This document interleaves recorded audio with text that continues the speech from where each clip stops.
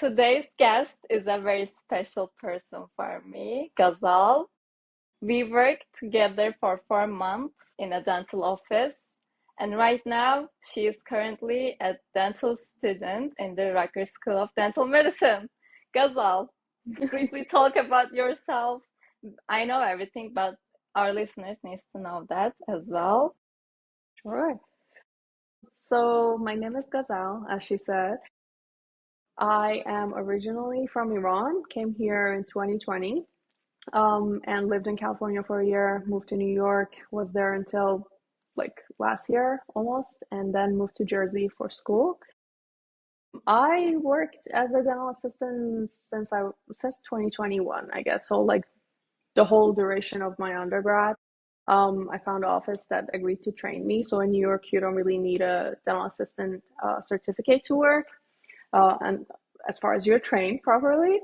And yeah, so I changed different offices, worked at more than 30 offices as a temporary dental assistant, permanent dental assistant.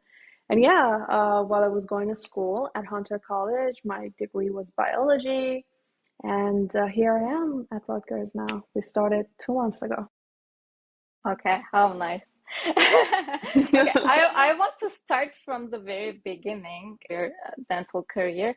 You worked with several doctors. You've probably seen so many specialist doctors as well. I'm wondering that what was your main motivation to become a dentist?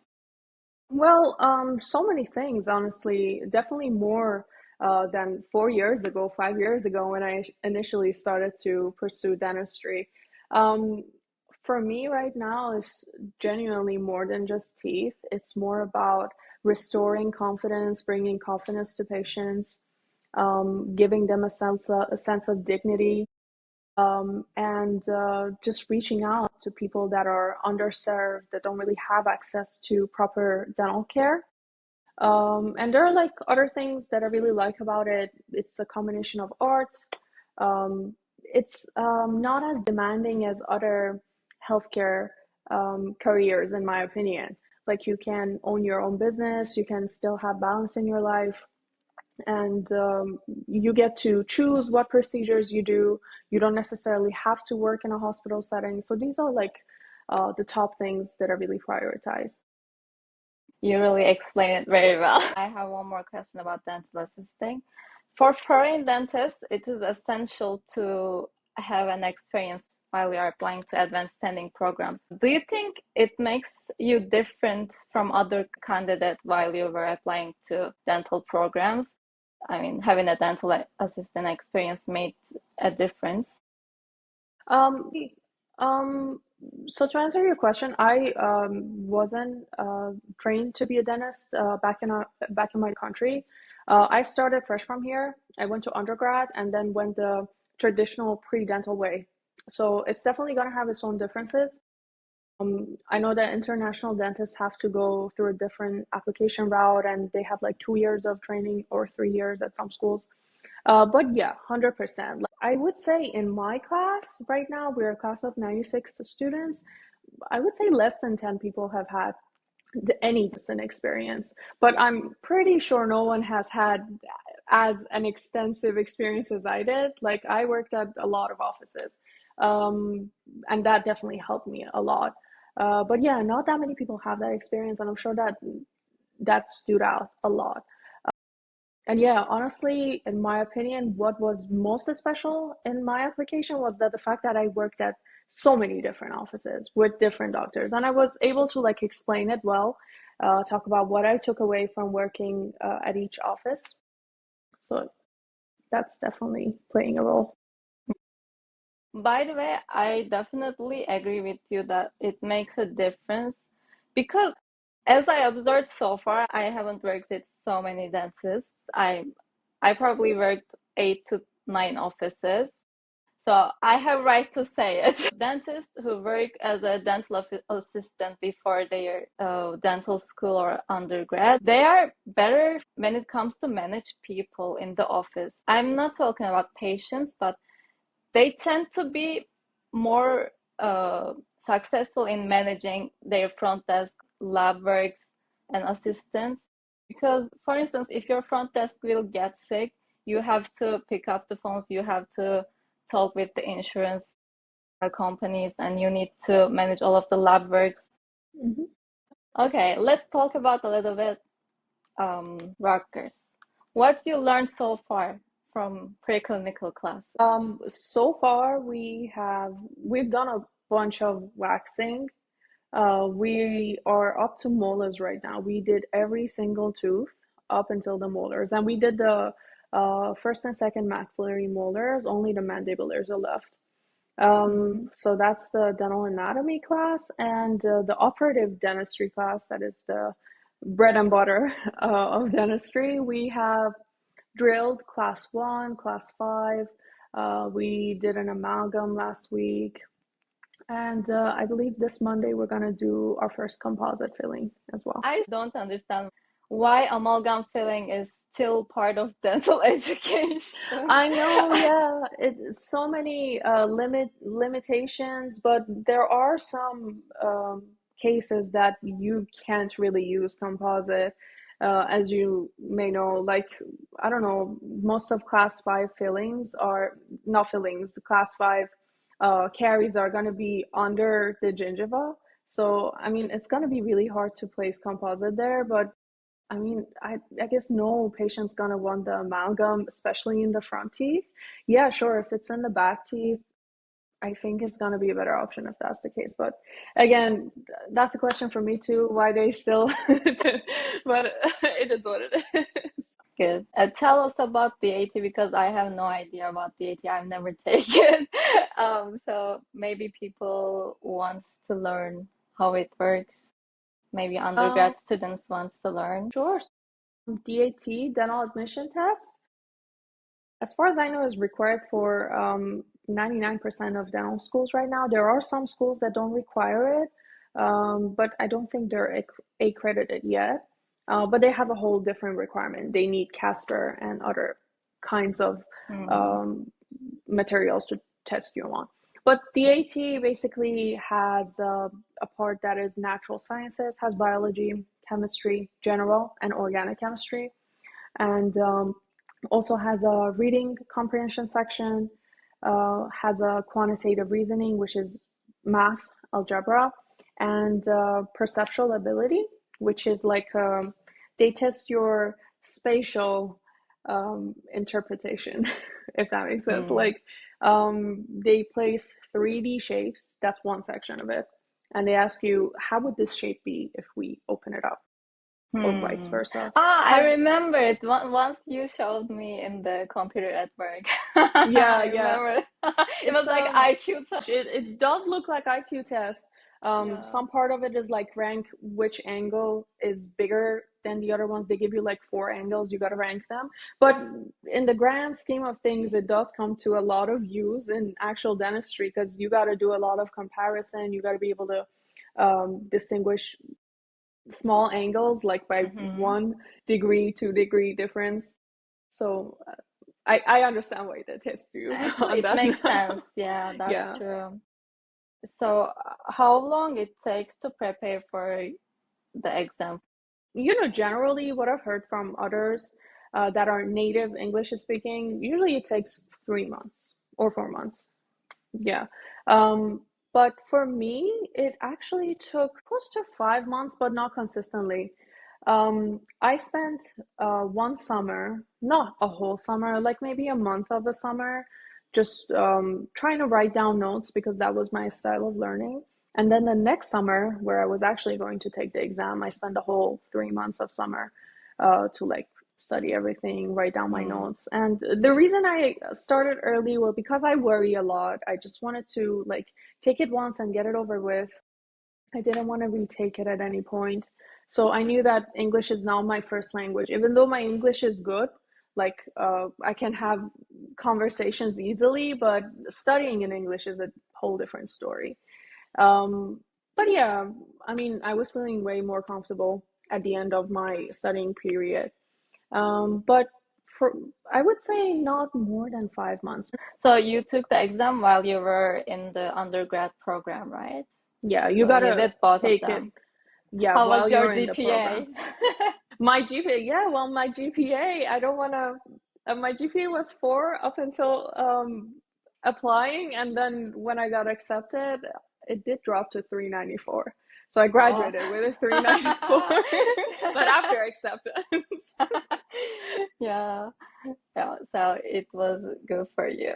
How about the application process? You took the AT, you didn't wait until you graduated from undergrad. Before before 2 months, I guess you already got accepted, right?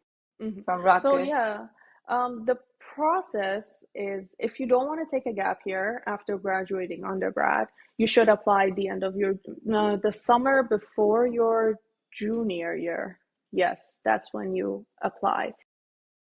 So that is when the cycle for the year after is open. So for me, I applied in the summer of 2024, and that was the admission process for fall 2025. So, yeah, if I were to apply after my senior year, I would have taken a gap year. Hmm. Yeah, but what was your other question? I forgot. My question was how you apply to schools. I mean, Mm-mm. which application website you use, everything about the application. I mean, for instance, we are using Cupid.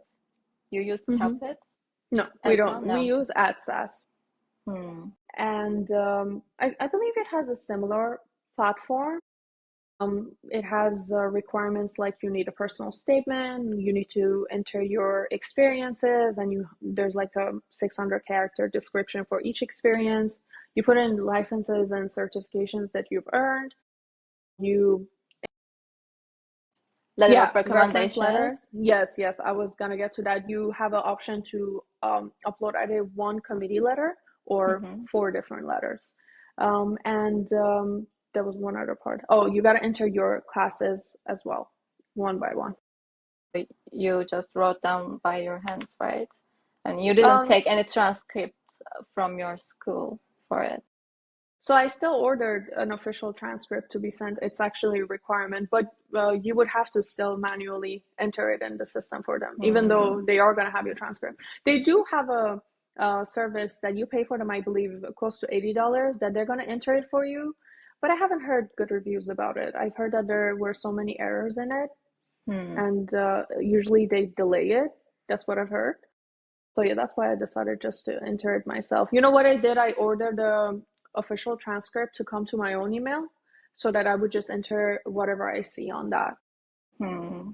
Yeah, it makes sense because you are seeing what you're doing at least, what you are writing down. How about your personal statement? I heard that schools are just starting from reading your personal statements instead of looking your experience or other things. If if it's effective and if you have a good story. You know, that's actually true. That's completely true. They basically, when they open your application, whether it's on paper or electronically, this is what I've been told.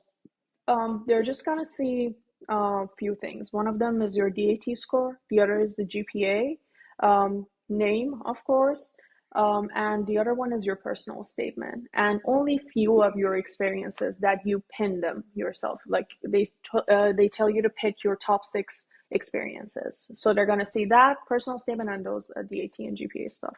And yeah, if they read the first paragraph and it doesn't catch their attention, Mhm. they're not going to read the rest of it. Yeah, yeah, that's true. And it's very important. Honestly, I believe, as you said, personal statement is the most important component of the application, honestly. How many letter of recommendations you get from the offices you worked? You get from only the last one, right?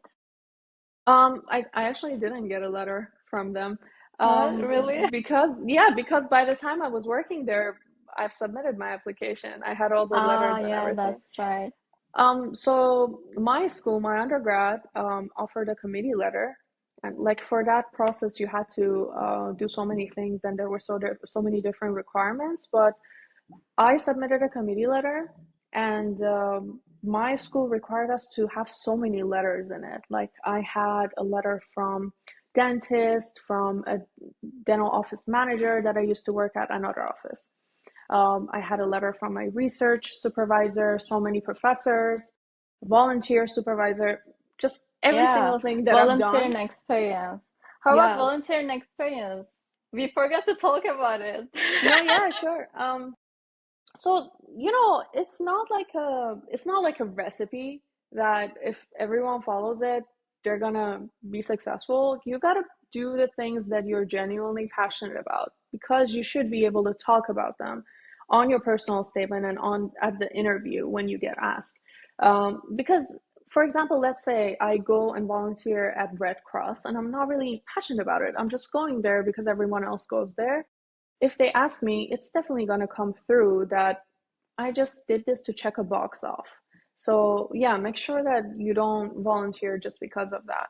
The volunteering things I did were I tried my best to have a broad experience, not just one organization. So I volunteered as there Give was a kids a homeless. smile. You I volunteered in didn't Give Kids a actually go Smile. to You did Give it? Kids a Smile. No, Oh, I didn't have a chance, but I will have loved to. I will definitely go as a Down student. But back then, I remember it always had a problem with my work schedule. And oh yeah, yeah. so it was hard for me to manage. But I worked at a homeless family shelter for a while. I worked at dental offices, a couple of dental offices as a volunteer, meaning I didn't get paid, and I worked as a dental assistant. And I also Can I mentored. interrupt you here? In the dental offices you worked as a volunteer, did they expect you the same thing while you were, even though you Like didn't as you're have getting paid? any? Yeah, No, that's what yeah. I mean. Well, depends on the office, but they definitely understand that you're not being paid. So no, they're not gonna expect as much from you. You can But yeah, continue. I also did mentoring for lower classmen at my college. Yeah, I think that's about it if I'm remembering everything. That's pretty much. Oh, and I also volunteered at a Persian club that we had with a couple of my Persian friends. So I also Hmm. put these things that I Wow, was genuine about. I agree with you in this. If I will not feel enthusiastic about the volunteering stuff, it's not volunteering. It should be come from your inside. Exactly. Yeah, yeah. Yeah. That's exactly the point of it. It's like Um, 3:30. yeah. So on the application process, you waited a little bit. How you managed the rejection psychology, and how many schools you applied, and how many rejections and acceptance do you get? So I applied to 13 schools broadly, but mainly in the East Coast. Um, and I got 9 interviews. I got accepted to all 9 of them. I didn't get any rejection before decision day, but after that, I guess, which didn't matter anymore, I got rejection from 3 of them, I guess, and Oh, others I withdrew my not bad. application. I withdrew my application from 1 or 2 of them, and the other two rejected me, I think. It's not a real rejection It's not. No, experience. it's not. At that point, I was like, "What?" No, it's automatic email that goes out to who they haven't interviewed, so I didn't take it personal. There is no bench tests thing in your application process. They are not testing your hand skills before you getting into school, right? Actually, not an official test, but some schools do test you a little on hand skills. Hmm. One of the schools that I interviewed at was down in Florida, Lecom. They had a soap carving session, which they said it's not a big deal. It's not going to determine their acceptance decision. But yeah, we just sat around the table. They gave us a soap and a knife, and they gave us a shape. And they told us to completely mimic that shape, the dimensions, the angles, and everything. Hmm. And yeah, it was a fun experience, ice-breaking experience. And I've heard that some other schools do it too. I'm not sure which ones, but out of the ones I interviewed, this was one of them. So, do you planning to attend a GPR or AGD program after you're graduated? Maybe it's because I'm in New York, but in New York you have to do your residency in New York to be able to work here. Do you think it's enough to see patients at your last 2 years, or do you planning to go to a GPR or AGD program? So it's definitely a matter of perspective, and it depends on the amount of experience you get and how much you're confident in your hand skills. Well, this comes down to the reason I chose to go to Rutgers. Honestly, Rutgers, one of the things I really love about it is that their clinical skills is top notch. Like, they told us that you will see double or triple the amount of patients that other schools see. There's like a number of clinical procedures you got to do to graduate. For example, you got to do 10 crowns to graduate. And they told us that our requirements are double and triple other schools. So I'm assuming the patient volume is also that large to allow for students to complete their requirements. But yeah, so I chose Rutgers because of this, one of the biggest reasons why I went here. And that was because I'm trying not to attend a GPR or AGD program. And I'm not planning to practice in New York or Delaware. These are the two states that require residency. I've heard so many people graduating out of Rutgers have had no issue without a GPR or AGD. And I think that I'll be fine without it. It's a matter of time. So far, I'm good with my drilling skills and everything else. Yeah. I'm happy so far. But I might. There's a really low percentage, but we'll see. I'll leave the options open, definitely. Yeah, at the end of the um, school, you will probably make You will your know decision. then. I mean, Yeah, you cannot know right now. Okay, let's talk about the tuition. I mean, it will probably cost a lot to you with undergrad and dental school. Could you please give us a little estimate? No, yeah, sure. So this is actually a very realistic thing to talk about, and I think that so many pre-dental students fail to think about this the way they should. So many people may know already that grad plus loans were capped at 200K this year. Our class was not included, thank God. But any class after us is gonna have a Mm-hmm. cap at 200K. Um, Honestly, our tuition, it's a public school. Public schools have a lower tuition compared to private. Our Well, I was accepted as an out of state. I was from New York, but I'm only gonna pay out of state tuition for the first year because after that, I'm gonna be a resident. And Mm-hmm. Rutgers is one of the few schools that allows you to switch and get Yeah, in-state yeah. tuition. No, not Mm-hmm. all schools allow that. It's Exactly.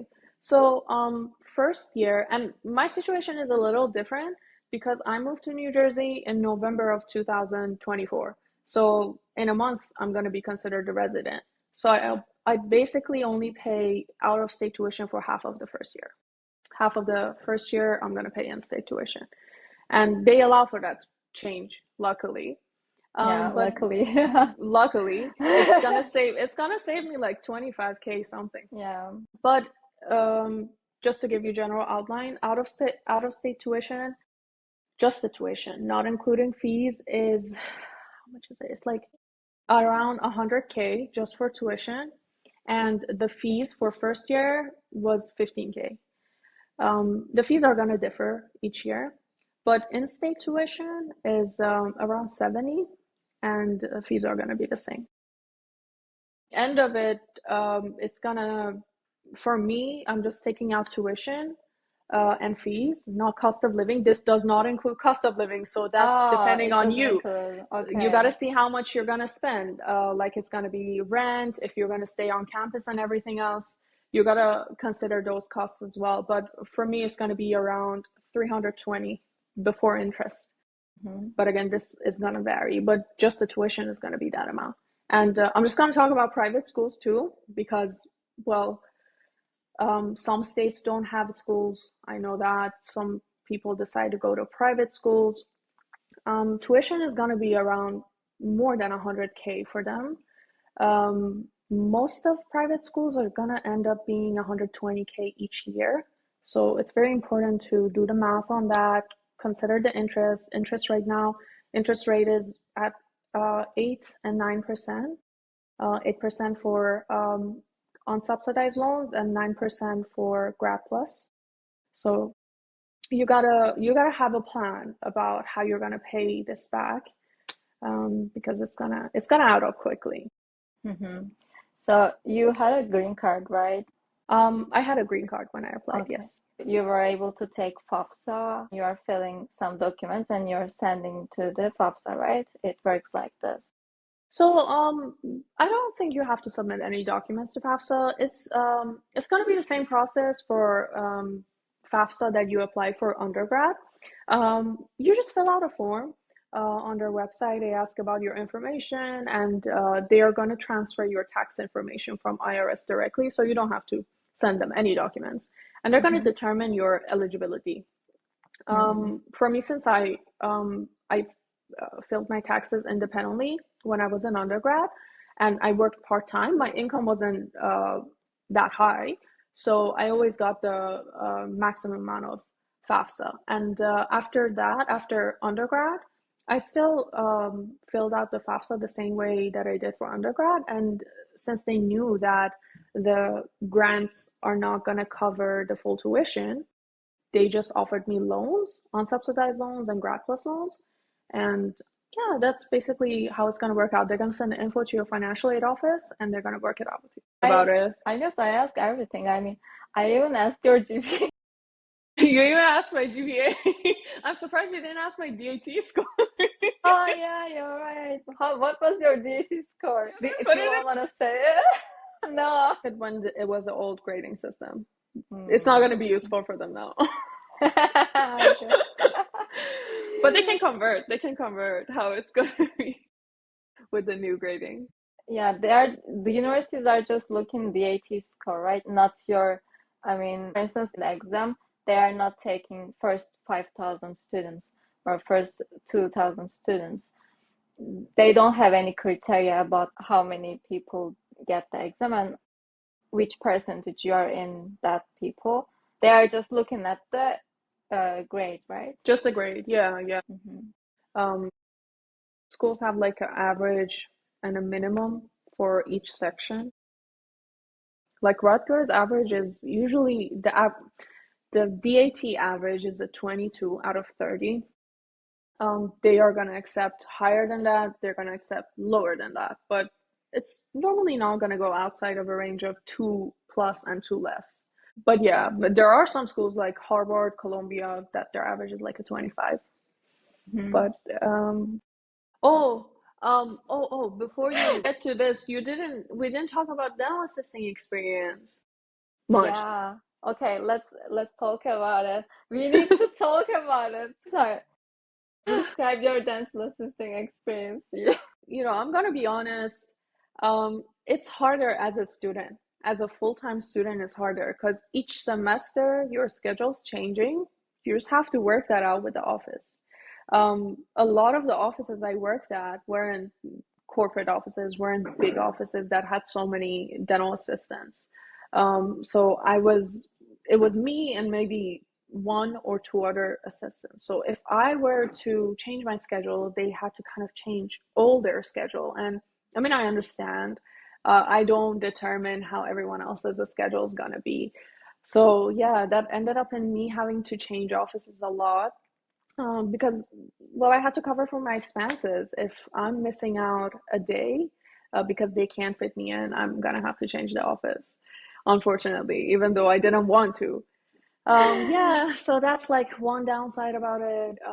Another downside is that, well, I mean, if you're not certified as a dental assistant, which is going to be the case for many students, it's really hard to learn in the beginning, and they expect a lot from you. And it's a serious job. It's not like you can make a mistake and easily get away with it. So yeah, that it's a learning curve, and it's just hard to adjust to each dentist's personality, other dental team personalities. So yeah, you gotta learn. You gotta learn throughout the process. I am not gonna talk about dance assisting experience. It's just triggering my core traumatic memory. No, yeah, I know, I know. I mean, working as a dental assistant in the US, if you're a dentist from another country, if you're a foreign dentist, all of the other assistants and doctors are waiting from you a lot. They assume you know everything and they are not give you training.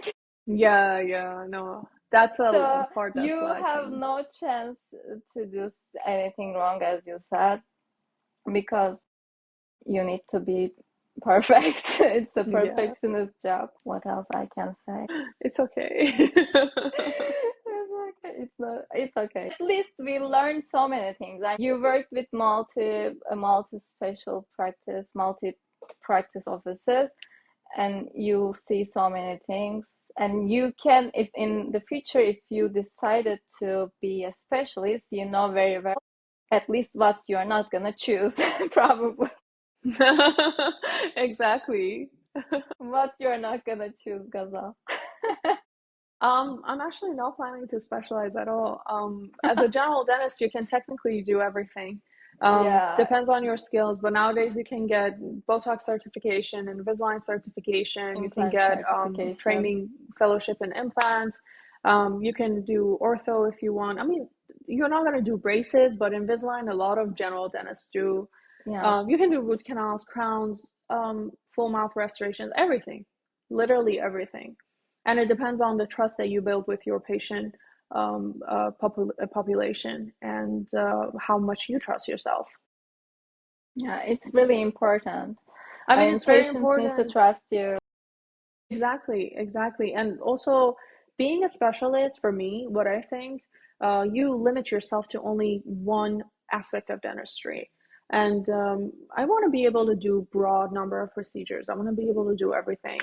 I want to do Hmm. extractions, root canals, crowns, everything. So if I just do endo, for example, that's going to be boring for me.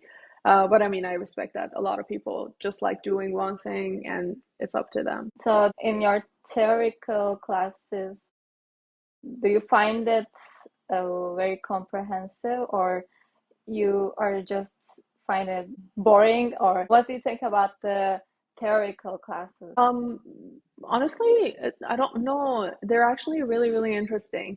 And the way that Rutgers has set up the schedule is that, for example, we have a dental neuroscience class and we have a gross anatomy class, and we have our completely dental related classes. All the material that we're learning at the same time, they align with each other. So you can fill in the gaps. For example, if I learn about cranial nerves in dental neuroscience, I'm going to be learning the same material in gross anatomy. So I can say, oh, this is why this thing happens. And I mean, obviously, you can also relate it to operative classes, dental anatomy classes, and it all clicks at the same time, basically. And our lecturers, our doctors are very, very inspirational, very knowledgeable. They definitely make the classes interactive, so it's not boring. It's not even close to boring. It's just a lot of material to absorb in a short amount of time, and at the same time, you gotta develop your hand skills. The only thing that is the issue is time, not having enough time. Otherwise, the Hmm. material, I wouldn't say is impossible. Yes, it's hard, it's challenging, but it's not impossible. Yeah, yeah, that's true. Okay, Ghazal, thank you for being a guest to my podcast again. Of course, my pleasure. Any course on the Greater Dental meeting now, or you're Oh, just gonna be a guest? honestly, that's a good thing that you reminded me. So New Jersey Dental Association actually sent us an email that there were 4 free courses. I was Hmm. thinking about, and they were good topics actually. I'm a D1. I'm not going to be taking implant courses, but because I'm not going to be able to take out any information from it.